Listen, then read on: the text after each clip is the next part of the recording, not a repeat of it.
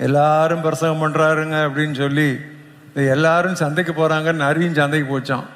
அந்த மாதிரி எல்லாரும் பிரசங்கம் பண்ணுறாங்கன்னு யாராவது ஒரு பிரசங்கம் பண்ணியிருக்காரு. பிரசங்கத்தை பண்ணோன்னு எல்லாரும் அலையிலையோ அலையிலையோன்னு கத்தி கைதட்டியிருக்காங்க. அது மக்கள் அப்படி தான் கைதட்டுவாங்க. இவன் அந்த மகிமையை தான் எடுத்துக்கொண்டான், கர்த்தரிடமாக திருப்பவில்லை. அப்படி திருப்பாததனால் ஒரு தேவதூதன் அவனை அடித்தான். அவன் புழுப்பு செத்தான். எல்லார் கண்ணு முன்னால புழுத்து சாகிறதுன்னு அது எப்படி இருக்கும் பாருங்க. இவ்விதமான காரியங்கள் இன்று உடனுக்குடன் நடக்காதபடியால் மனுஷருடைய இருதயங்கள் துணிகரம் கொண்டிருக்கிறது. ஜீவனுள்ள தேவனுடைய கைகளில் விழுவது பயங்கரம். அந்த தொனி நம்முடைய திருச்சபைகளின் மூலை முடுக்குகளில் எல்லாம் தொனிக்க வேண்டும். Our God is not only an adorable God, but He is an awesome God. பயங்கரமான தேவன். திருச்சபை வளர்ச்சி, it should be both qualitative and quantitative. Qualitative growth is number 1. Quantitative growth is number 2.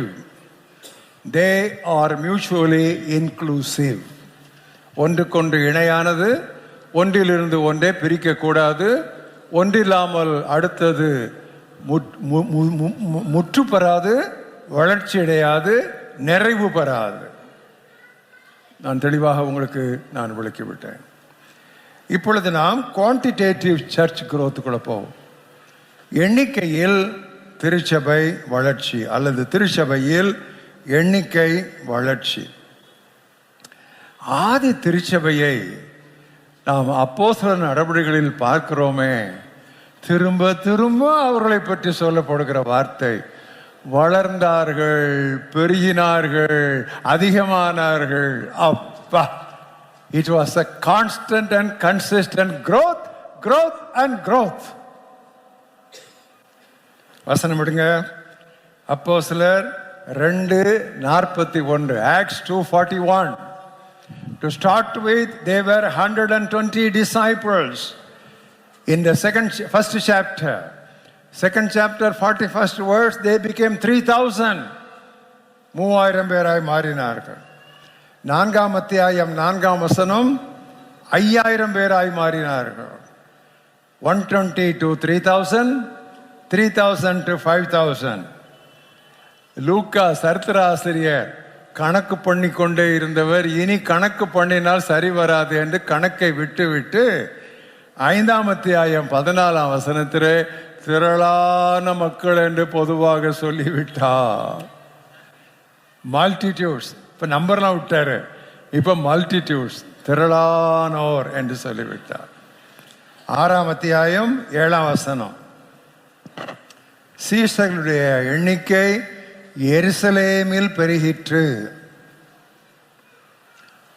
எருசலேம் என்று சொன்ன உடனே அங்கே ஆச்சாரியர்கள் நிறைய இருப்பார்கள், ஆலய ஆச்சாரியர்கள். அவர்களுடைய எண்ணிக்கை பெருகிற்று.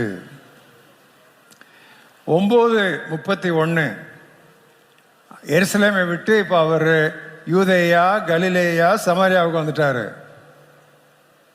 சபைகள் பெருகின. இதுவரைக்கும் நம்பர் ஆட்களை சொல்லிட்டு இருந்தாரு. இப்போ சபையினரை சொல்லிக் கொண்டிருந்தவர் இப்பொழுது சபைகள் என்று சொல்ல, சபைகள் பெருகின. 11ஆம் அத்தியாயம் 24ஆம் வசனம்,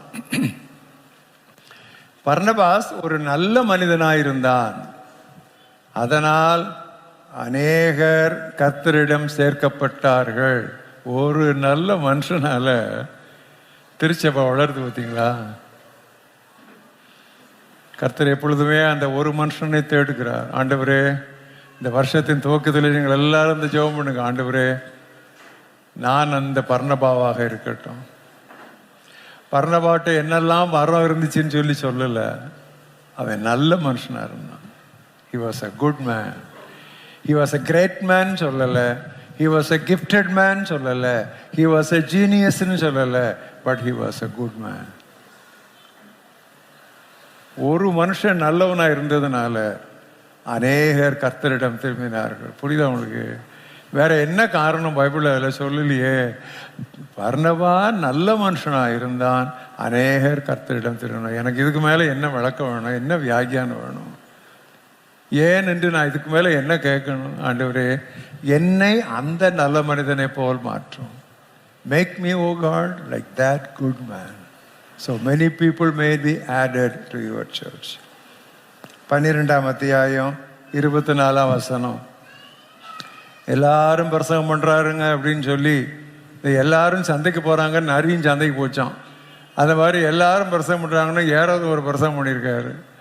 பிரசங்கத்தை பண்ணோன்னு எல்லாரும் அலையிலையோ அலையிலையோன்னு கத்தி கைதட்டியிருக்காங்க. அது மக்கள் அப்படி தான் கைதட்டுவாங்க. இவன் அந்த மகிமையை தான் எடுத்துக்கொண்டான், கர்த்தரிடமாக திருப்பவில்லை. அப்படி திருப்பாததனால் ஒரு தேவதூதன் அவனை அடித்தான். அவன் புழுப்பு செத்தான். எல்லார் கண்ணு முன்னால புழுத்து சாகிறதுன்னு அது எப்படி இருக்கும் பாருங்க. இவ்விதமான காரியங்கள் இன்று உடனுக்குடன் நடக்காதபடியால் மனுஷருடைய இருதயங்கள் துணிகரம் கொண்டிருக்கிறது. ஜீவனுள்ள தேவனுடைய கைகளில் விழுவது பயங்கரம். அந்த தொனி நம்முடைய திருச்சபைகளின் மூலை முடுக்குகளில் எல்லாம் தொனிக்க வேண்டும். Our God is not only an adorable God, but He is an awesome God. பயங்கரமான தேவன். சரி, இப்படி ஏன் மட வளர்ந்துகிட்டே வந்தாங்க? What was the secret? எழுதிக்கங்க. Each one reached one. Each one reached one. ஒவ்வொருவரும் இன்னொருவரை சந்தித்தார்கள்.